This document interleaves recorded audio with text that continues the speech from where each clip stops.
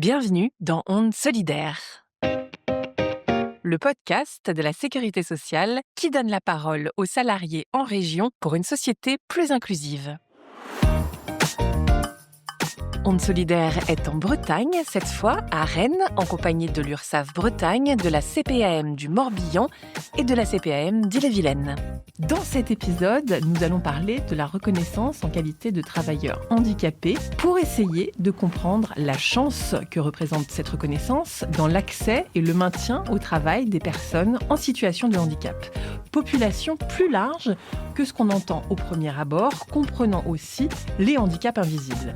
Pour faire simple, un collaborateur qui ne se sent pas en possession de ses moyens à cause d'une pathologie peut y prétendre, gagner ainsi en confort de travail et surtout éviter que sa situation ne se dégrade, sachant que certains facteurs comme le stress et la montée numérique peuvent accentuer la vulnérabilité des personnes en situation de handicap. À suivre, dans la deuxième partie de notre épisode, on va plus loin et on se demande si en fin de carrière, cette reconnaissance pourrait également représenter un outil de lutte contre la désinsertion professionnelle. Michael Moisan, c'est vous qui lancez notre épisode. Vous êtes donc référent handicap territorial et local. Michael, qu'est-ce que ça veut dire ? On peut d'abord déjà préciser que le rôle de référent handicap, il est défini par la loi. C'est une loi du 5 septembre 2018 pour la liberté de choisir son avenir professionnel qui prévoit la désignation d'un référent handicap donc au sein de toutes les entreprises de plus de 250 salariés. Concrètement, c'est une personne identifiée au sein de l'organisme, une personne de confiance qui va informer, orienter, accompagner les collaborateurs donc en situation de handicap ou en cours de reconnaissance. Le référent handicap, il organise aussi des actions d'information et de sensibilisation auprès des managers, du personnel. C'est un facilitateur. Il fait le lien entre les différents acteurs internes et externes. Et puis, bien sûr, il pilote les actions et les projets dans le cadre de la politique handicap de son organisme. Et alors, Mona, vous êtes référent handicap territorial et local. La RQTH, qu'est-ce que c'est exactement ? La RQTH, donc reconnaissance de la qualité de travailleur handicapé, est une décision administrative qui est prise par la MDPH, Maison départementale du handicap, donc une structure qui existe dans tous les départements. Et cette structure, en fait, accorde cette reconnaissance à condition que la personne présente au moins une dégradation liée à sa santé, qu'elle soit physique, sensorielle, mentale ou psychique, et que cette dégradation en fait, diminue ses capacités à trouver un emploi ou garder son emploi. Et alors, comment on fait pour l'obtenir de manière générale ? Dites-nous. La personne donc, s'adresse à la MDPH de son département. Elle complète donc les formulaires qui sont en ligne. Elle complète d'elle-même la partie administrative et elle fait compléter la partie médicale par son médecin, que ce soit le médecin traitant ou le spécialiste. Et elle peut aussi demander l'appui du médecin du travail, si elle a un emploi, qui peut aussi argumenter pour qu'elle obtienne sa reconnaissance plus vite, quoi. On a la chance d'avoir aujourd'hui pour cet épisode beaucoup de témoignages qui vont illustrer ce que vous nous dites. Et d'abord, justement, avec vous, nous parvient l'histoire de Julie. Vous allez nous la partager. Julie, salariée bretonne, qui après avoir subi les traitements contre un cancer du sein, en est revenue diminuée avec des problèmes physiques, une difficulté de concentration et dans l'obligation de poser des arrêts répétés. Expliquez-nous, Mona, comment Julie a été sensibilisée dans un premier temps à la demande de RQTH. Julie donc, a été atteinte d'un cancer alors qu'elle était très jeune, à peine 35 ans. Elle a été arrêtée, évidemment. Elle était gestionnaire de compte à l'URSSAF Bretagne, donc un emploi administratif. Et tout s'est passé pendant son arrêt de travail. Donc, elle a été mise en contact, évidemment, avec des médecins et l'assistante sociale de l'hôpital. Et donc, toutes ces personnes-là lui ont tout de suite parlé de la reconnaissance parce qu'on le sait peu, mais le cancer peut donner lieu à une reconnaissance de la qualité de travailleur handicapé. Donc, elle a eu l'information par ce biais-là. Et ensuite, ça a été tout un cheminement pour elle, parce que c'est pas forcément évident à entendre, surtout le mot handicap.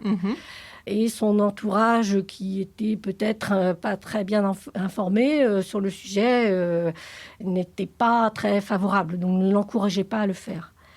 Il se trouve que Julie était en contact toujours avec son manager pendant son arrêt de travail. Et son manager qui voyait dans l'entreprise comment ça se passait, les aménagements de poste qu'on mettait en place, comment on s'occupait des personnes qui avaient des problèmes de santé, avec ou sans la reconnaissance d'ailleurs. C'est elle qui l'a encouragée à le faire, en lui disant que quand elle pourrait revenir, parce qu'elle est quand même restée presque 3 ans en arrêt, quand elle pourrait revenir, elle en aurait certainement besoin. Françoise Quéromès, merci d'être avec nous aussi. Vous venez du Morbihan, vous avez 60 ans. Toute une première partie de vie professionnelle dans le commerce, pendant laquelle vous avez travaillé en boutique, avec tout ce que ça nécessite comme manutention, travail du corps, travail des mains, à tel point que vous avez développé une rhizarthrose, c'est-à-dire une détérioration des mains qui vous a empêché de pouvoir continuer ce travail. Et c'est là que vous vendez votre activité et que vous vous retrouvez dans une impasse professionnelle et financière. À ce moment-là, Françoise, quelle est la première personne à vous informer sur la reconnaissance en qualité de travailleur handicapé ? Je voyais régulièrement mon médecin puisque j'avais des douleurs aux mains. Et donc, c'est le médecin, j'ai expliqué ma situation professionnelle. Il m'a conseillé de monter un dossier maladie professionnelle et également un dossier pour demander la RQTH. Vous êtes partante tout de suite, Françoise, pour cette idée ? Oui, parce que pour moi, le handicap ne représente pas une connotation négative, on va dire. Et donc, moi, au contraire, je voyais ça comme une aide. Et donc, je voyais pas du tout de souci à suivre le processus. Pas d'hésitation. Et vous avez dit, je vous cite, la RQTH ouvre la porte du monde professionnel et de l'emploi adapté immédiatement. Est-ce que vous pouvez nous expliquer comment ça se passe, votre démarche ? J'ai fait la demande de RQTH début 2020, mais en fait, le processus est assez long. Et donc, ça a mis en gros 1 an avant que j'obtienne l'acceptation de la RQTH. Mon dossier a fait son chemin à la MDA. Donc, j'étais à cette époque... Tant que je n'avais pas reçu la reconnaissance qualité travailleur handicapé, j'étais suivie par Pôle emploi qui essayait de me trouver des missions qui ne convenaient en fait pas trop à mon futur handicap reconnu. Vous venez de parler de MDA. C'est quoi la différence avec la MDPH qu'avait évoquée Mona Offray juste avant ? C'est le même établissement. Sauf que dans le Morbihan, donc on appelle la maison de l'autonomie, autrement c'est la maison départementale pour les personnes handicapées. Une fois que j'ai eu la RQTH en 2021, mon dossier a encore pris quelques mois avant d'être transmis à Cap Emploi. Cap Emploi, qu'est-ce que c'est ? Un peu la même chose que Pôle Emploi, sauf que c'est préservé, entre guillemets, aux personnes avec une RQTH, donc avec des personnes avec un handicap. Ils ont aussi des contacts dans un réseau d'entreprises et c'est ce dont j'ai bénéficié immédiatement. J'ai fait un CDD de 6 mois à la CPAM du Morbihan, donc tout s'est très bien passé. J'ai été avec une équipe et donc j'ai fait d'autres missions à l'URSSAF, à l'Agence régionale de santé. Et un jour, en mai 2023, j'ai été rappelée par la CPAM pour un poste en CDI. Et donc là, j'ai passé l'entretien de candidature. Donc j'ai été prise et je travaille maintenant au Centre national des soins à l'étranger, qui est rattaché à la CPAM du Morbihan. C'est un travail qui me plaît beaucoup sur les soins de personnes qui partent à l'étranger, en tourisme, des étudiants. De par mon parcours professionnel, j'ai aussi vécu à l'étranger. Vraiment, c'est un travail qui me convient très, très bien. Et qui résonne particulièrement. J'allais vous demander comment vous vous sentez au sein de votre travail actuellement. Très bien. Le matériel a été adapté là donc directement. Alors non seulement donc à la CPAM, mais aussi en télétravail. J'ai le même équipement. Donc là, c'est l'infirmière qui s'est occupée de faire la demande auprès de l'AGFIP et j'ai pu bénéficier du même matériel. Voilà, je me plais beaucoup dans ce travail. Merci beaucoup Françoise. Sylvie Madec, vous travaillez à l'URSSAF Bretagne. Merci beaucoup d'être avec nous. Vous êtes manager et vous avez subi le diagnostic d'un cancer du sein à 55 ans en 2023, ainsi que les traitements attenants à cette maladie, c'est-à-dire chirurgie, chimiothérapie, radiothérapie puis hormonothérapie. Et vous avez été en arrêt de travail pendant 1 an. C'est une infirmière que vous côtoyez, Sylvie, qui évoque le parcours de la carte mobilité inclusion. Pour vous, cette carte est donc la reconnaissance de la qualité de travailleur handicapé. Ça a une connotation plutôt positive. Est-ce que vous pouvez nous expliquer pourquoi ? Quand on m'a proposé ça, c'était une infirmière conseil, m'a proposé, quand on rentre dans le cadre de la maladie, on se rend pas compte et elle vous propose ça et comme on sait qu'on va être fatigué, on a besoin à un moment donné de notre vie, d'avoir, ce soutien. C'est comme une béquille et je l'ai utilisé quelques fois et depuis ça va mieux, ouais. Donc vous, c'est pas quelque chose qui vous faisait peur, hein, c'est ça, dans l'idée ? Non, parce au sein de mon entreprise, on fait très attention à ça, au handicap et j'ai des collaborateurs qui ont un handicap, visible ou invisible et on fait très attention à leur accueil et à la façon dont ils peuvent travailler au niveau du bureau. Donc du coup, j'ai aucun complexe par rapport à la carte inclusion. Je sais qu'il y a un bon accueil qui est réservé aux travailleurs handicapés. Expliquez-nous, Sylvie Madec, dans quelle optique vous faites cette démarche d'obtenir justement cette RQTH et la carte mobilité inclusion ? J'habite, assez loin de mon travail, je suis à 3/4 d'heure de route en voiture. Le fait d'avoir, la possibilité, de modifier mes horaires de travail. Normalement, en tant que manager, nous avons le droit qu'à 2 jours de télétravail et je vais demander d'avoir 3 jours de télétravail afin de pouvoir, continuer mon activité sereinement.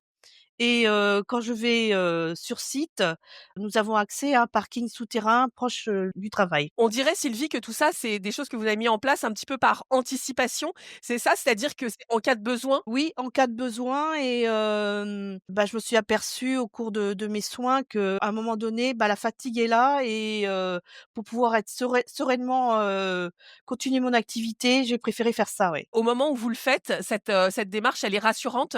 Au moment où je fais cette démarche, c'est suite au conseil. Peut-être que je me rends pas trop compte, l'intérêt, de la place de parking, mais au fur et à mesure, je constate que c'est très utile, ouais. Merci beaucoup Sylvie Madec. On vous retrouve en deuxième partie pour la suite de votre témoignage. Aurélie Baudet, vous êtes directrice adjointe à la CPAM d'Ille-et-Vilaine. Vous avez eu un cancer du sein consécutif à la radiothérapie que vous avez subie pour traiter 2 cancers précédents.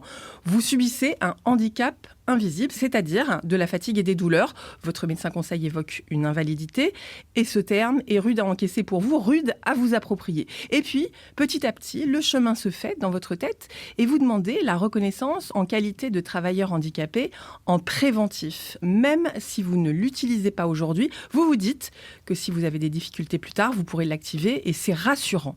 Alors, au moment de remplir ce questionnaire de demande de RQTH, avec l'aide de votre médecin traitant, Aurélie Baudet, est-ce que vous vous sentiez une légitimité à effectuer cette démarche ? Je me sentais totalement légitime à la faire. La notion d'invalidité a été vraiment très difficile à recevoir pour moi. J'étais pas en capacité d'entendre cette notion d'invalidité, d'autant que je voulais reprendre le travail, a fortiori à temps complet. Donc il n'était pas question en fait d'aller sur ça. Là pour le coup, ça m'aurait pas correspondu.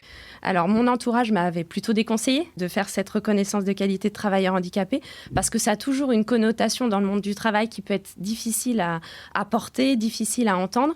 Mais moi, c'est quelque chose de vraiment très important. J'ai été malade, ça me correspond, c'est ma vie, je suis faite avec ça et je trouve au contraire que c'est un signal important à envoyer à la fois auprès de son employeur mais aussi des collaborateurs avec lesquels je travaille. J'ai été malade, ça fait partie de moi et cette RQTH fait partie de moi. Ça me permet d'avoir un aménagement si jamais j'en avais besoin, ce qui n'est pas le cas aujourd'hui, mais c'est quelque chose de vraiment qui a été important à porter. On sent à vous écouter que ça fait partie de votre parcours, vous le dites, on sent que c'est complètement assumé, que c'est même presque constructeur pour vous. Ça se rapproche pratiquement d'un acte militant, cette demande de RQTH, on a l'impression, comme un message à véhiculer. Expliquez-nous votre point de vue. Oui, c'est tout à fait ça. C'est une forme d'acte militant. Je veux dire, beaucoup de personnes sont malades. On n'a pas choisi d'être malade. C'est des choses qu'on subit. Et en fait, c'est aussi d'aller vers de la résilience quelque part, en se disant, j'ai subi ça, je me l'approprie. Et puis, j'en fais quelque chose de positif. Parce que la maladie, c'est quelque chose de compliqué. Quand on revient dans le monde du travail, on revient dans la vraie vie. Et donc, après tout, moi, j'ai le droit d'avoir une vie comme les autres en ayant un parcours qui est différent des autres. Parfois un peu chaotique, certes, avec des conséquences dans mon quotidien qui peuvent être pas simples à gérer. Mais je pense que c'est un message que je veux vraiment véhiculer en disant c'est pas parce qu'on a été malade qu'on peut pas avoir une vie professionnelle bien remplie et comme les autres, en adaptant de temps en temps son poste de travail. C'est vraiment un acte militant important pour moi et qui quelque part m'a aidé à construire, à revenir au travail. Et vous avez l'impression d'avoir un petit peu une valeur un peu exemplaire? C'est un terme un peu fort, mais c'est au moins être porteuse d'un message en disant oui, la maladie, c'est quelque chose qui est dévastateur pour soi, pour son entourage, mais ça peut être aussi possibilité de se reconstruire ou de se re-questionner sur ce que l'on veut et le sens que l'on veut donner à son quotidien et à son travail. Merci beaucoup Aurélie Baudet. On vous retrouve tout de suite après dans la deuxième partie de l'émission. On a maintenant une idée plus claire de ce moment de bascule que représente la RQTH qui nécessite prise de conscience, objectivité, lucidité et envie d'améliorer une situation qui devient compliquée au travail ou bien qui rassure au cas où elle deviendrait plus compliquée. On comprend aisément que c'est souvent pendant la deuxième partie de la vie professionnelle qu'adviennent davantage les pathologies et les problèmes de santé. Et c'est aussi un moment où les travailleurs ont peut-être plus de responsabilités au sein de leur activité professionnelle et donc plus d'hésitation à communiquer sur leur vulnérabilité. Est-ce que cette déclaration pourrait servir à prévenir les arrêts de travail et la désinsertion professionnelle ? Rodrigue Lehoux, merci d'être à nos côtés aujourd'hui. Vous travaillez à l'URSSAF Bretagne Quimper. Vous êtes non-voyant depuis votre naissance. Vous avez obtenu un BEP comptabilité et pratiqué une formation en télémarketing au métier de téléconseiller. En 1996, la demande RQTH est automatique pour vous et vous allez vous heurter à plusieurs expériences de rupture conventionnelle avec des entreprises qui n'ont pas les moyens d'adapter votre poste de travail. Puis, en 2021, lors des Duo Days, ce dispositif national qui favorise un rendez-vous annuel entre une entreprise et une personne en situation de handicap sans emploi, vous rencontrez l'URSSAF Bretagne et 4 mois plus tard, vous êtes recontacté par Mona Offray, qu'on vient d'entendre ici, qui a déjà pris les dispositions pour adapter un poste à votre mesure. Vous obtenez un CDD, puis vous obtenez un CDI. Rodrigue, qu'est-ce que vous ressentez, vous, quand vous êtes embauché avec un poste adapté après ces années difficiles ? Alors déjà, une grande surprise. Je ne m'attendais pas, au bout de 4 mois, après cette journée du Haudet, que l'URSSAF donc, m'appelle, me contacte pour me dire qu'un poste donc, allait être mis en place. Ça a été donc déjà une grande surprise, un grand bonheur également, parce que c'est vrai qu'après 3 ans d'inactivité professionnelle, moralement c'était dur, que ce soit pour moi ou également pour ma famille. Et c'est vrai que le fait d'avoir trouvé donc cet emploi au sein de l'URSSAF me rend fier déjà, rend fier également, comme je disais, mon épouse, ma famille, mes enfants surtout. Voilà, j'ai 2 petits-enfants qui sont très fiers de dire que papa travaille à l'URSSAF. Merci de votre témoignage. Et est-ce que vous pouvez nous expliquer ce que ça représente pour vous, cette déclaration RQTH ? La reconnaissance de qualité travailleur handicapé est une aide absolument importante. La demander déjà est très important. Et ça nous ouvre des portes vraiment au niveau des entreprises. Parce que justement, comme disait Mona Offray, les entreprises, suite à cela, ça leur ouvre des portes pour avoir soit des financements pour un poste de travail, d'avoir des interlocuteurs pour accompagner également la personne en situation de handicap. Parce que c'est vrai qu'une personne en situation de handicap, un collaborateur en situation de handicap, il faut savoir comment l'accompagner. Il faut avoir les mots, il faut être bien conseillé et bien accompagné. Et je crois que la RQTH est vraiment très importante pour ça. Et alors pour vous, Rodrigue, ça a été le sésame pour trouver un emploi et aussi pour le garder ? Ah oui, tout à fait. Parce que grâce donc à la RQTH, l'URSSAF Bretagne a pu mettre en place un poste de travail. Donc, ce poste de travail, le coût est élevé, donc c'est une aide. Et c'est vrai que cette RQTH, par rapport à l'évolution qu'on peut avoir dans notre handicap, permet justement, au fil du temps, d'améliorer justement notre poste de travail. Et de rester, bien sûr, au sein de l'entreprise, ce qui est très important. Pour vous, la RQTH, Rodrigue, c'est facile de l'utiliser. Comment vous vous placez à ce niveau-là ? Moi, je suis non-voyant depuis ma naissance. Donc, je vis avec mon handicap depuis bientôt 50 ans. Voilà, vous savez mon âge maintenant. Et donc, pour moi, ça a été facile. Mais c'est vrai qu'une personne qui, d'un seul coup, va avoir sa santé se dégrader, donc avoir des difficultés dans le cadre professionnel, c'est vrai que de demander cette RQTH peut être difficile. Se dire, voilà, mais non, je deviens handicapé. Le but n'est pas de se dire qu'on devient handicapé ou qu'on est en situation de handicap, c'est se dire que la RQTH est un sésame qui va ouvrir des portes au niveau des entreprises et qui va nous permettre donc d'avoir soit du matériel, soit des aides financières, soit des accompagnements auprès de l'entreprise où on travaille ou une future entreprise, et ce qui va nous permettre justement de garder notre poste de travail. Et par rapport à votre employeur, comment vous vous présentez ? Quand on arrive devant un employeur, c'est vrai que l'handicap de la non-voyance, honnêtement, se voit tout de suite, si je puis dire. L'employeur, normalement, sait qu'on a déjà une RQTH, ou qu'on est censé avoir une RQTH. Mais moi, ce qui est important, quand je rencontre une entreprise, quand j'ai un entretien d'embauche, ce n'est pas mon handicap d'abord, c'est mes compétences d'abord. C'est moi, je suis Rodrigue, je suis telle personne, j'ai telle compétence. Et après, une fois que j'ai parlé de mes compétences, là, on parle avec le recruteur ou le futur recruteur donc, de qu'est-ce qui est possible de mettre en place donc, dans le cadre de mon handicap. Merci beaucoup, Rodrigue. Françoise Quéromès, on vous a écouté en première partie. Qu'est-ce qui se serait passé pour vous sans reconnaissance de qualité de travailleur handicapé ? Vous qui vous êtes retrouvé dans l'incapacité physique d'exercer votre précédent métier à l'âge de la cinquantaine et dans une impasse financière. Déjà, je voudrais dire aussi que je suis très reconnaissante à la CPAM, et à la sécurité sociale en général. J'ai beaucoup travaillé dans le privé avant, j'ai travaillé dans le petit commerce et je me rends compte des efforts qui sont faits par cet organisme qui essaye de vraiment être précurseur et de développer des aides pour justement, dans ce cas, les gens en situation de handicap. Donc bravo, un grand bravo à cet organisme. Donc dans mon cas, je suis quelqu'un qui a toujours travaillé, qui a toujours beaucoup travaillé. Si je n'avais pas eu cette aide, je pense qu'à un moment donné, j'aurais réessayé, comme j'avais fait par le passé, de créer mon propre emploi. Mais c'est très, très difficile. Voilà. Donc, on est arrivé à 60 ans, on n'a pas forcément la même énergie que quand on est plus jeune. Je ne me voyais pas, en tout cas, arrêter ma vie professionnelle. Donc, ça jouait forcément sur mon mental et le côté psychologique, y compris pour ma famille. Votre santé mentale, c'est ce que vous dites. Tout à fait, oui. Donc, beaucoup de gratitude. Ah oui, énorme. Merci Françoise. Merci. Sylvie Madec, on vous retrouve. Vous avez 57 ans. Est-ce que votre projection professionnelle, vos envies professionnelles ont changé depuis la maladie ? Oui, mes projections ont changé. Avant la maladie, je souhaitais changer de niveau, devenir un manager expert. Et au jour d'aujourd'hui, j'ai repris en mi-temps thérapeutique et après un autre temps partiel thérapeutique. Et du coup, je souhaite pouvoir amener ma mission à bien avec la maladie. C'est ce qui compte pour vous maintenant, c'est ça ? C'est ça, oui. L'important, c'est que je puisse continuer mon travail dans les meilleures conditions. Et c'est ce que la RQTH promet, selon vous ? La RQTH me permet de travailler dans les meilleures conditions, en augmentant du télétravail si besoin et en adaptant mon poste de travail si j'ai besoin. Si cette reconnaissance en qualité de travailleur handicapé n'existait pas dans votre entreprise, comment ça se passerait pour vous ? Vous avez une idée ? Pour moi, ça serait beaucoup plus stressant de travailler sans avoir un soutien de la RQTH. Merci beaucoup Sylvie Madec. Merci.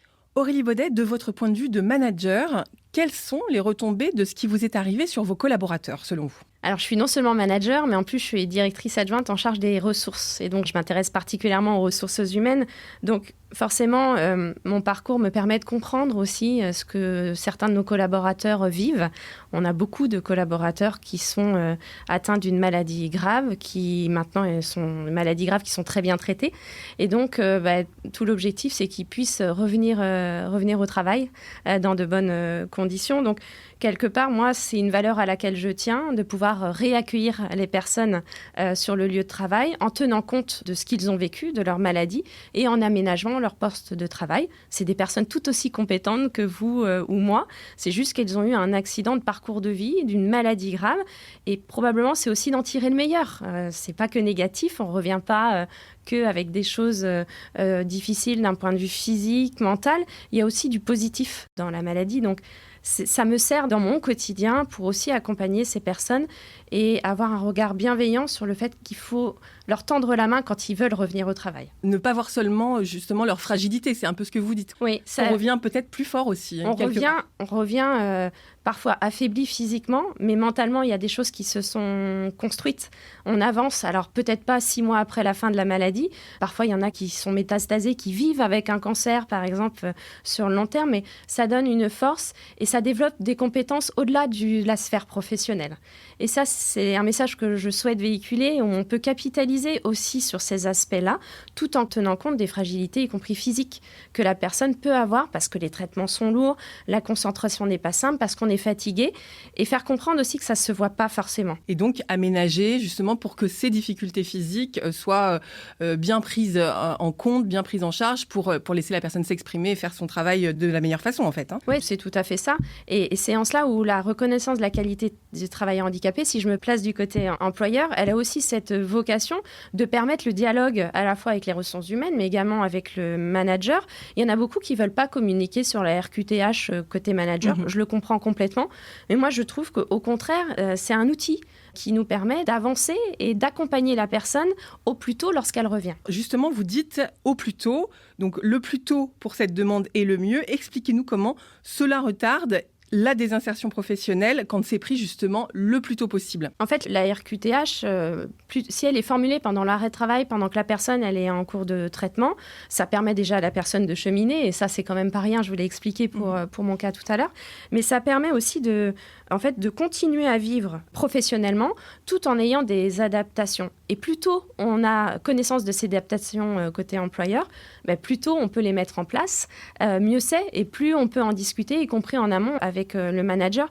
On a eu des personnes qui ont refusé en fait soit d'avoir une reconnaissance de qualité de travailleur handicapé, soit de nous en parler. Et en fait, on était complètement fragilisés et proches en fait de se séparer de la personne parce qu'on ne savait pas comment adapter son poste de travail. Or, si on a les informations suffisamment tôt, ça nous permet de discuter avec le médecin du travail, avec le manager, peut-être également pour le manager de communiquer avec l'équipe. C'est quand même pas simple. On a des personnes qui reviennent, qui n'ont pas la même concentration, qui n'ont pas la même capacité de travail, la même capacité cognitive. Il faut qu'on puisse faire passer ces messages-là aux équipes. Pour le bien-être finalement de tout le monde et pour garder les gens au sein de l'entreprise, tout simplement. L'objectif, c'est effectivement de maintenir les personnes dans l'emploi. Il y a des fois, on ne peut pas autrement parce que la personne, elle a un affaiblissement physique, voire psychique tellement important qu'il faut qu'elle change son chapitre de vie. Mais il y a des pages qui peuvent ne pas se refermer. Il y a des pages professionnelles que l'on peut poursuivre. Le maintien dans l'emploi, fait partie des valeurs de la sécurité sociale. Si on ne peut pas les porter dans nos organismes, moi, c'est quelque chose pour lequel je ne me retrouverai pas. Donc, je suis à la fois concernée, mais je suis aussi manager, je suis aussi directrice adjointe des ressources.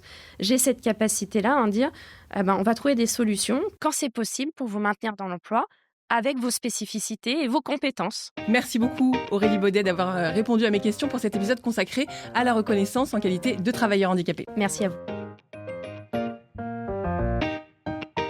C'est la fin d'Ondes Solidaires, le podcast de la Sécurité sociale. Merci d'avoir écouté les acteurs de terrain engagés en faveur de l'inclusion et rendez-vous dans une autre région au prochain épisode.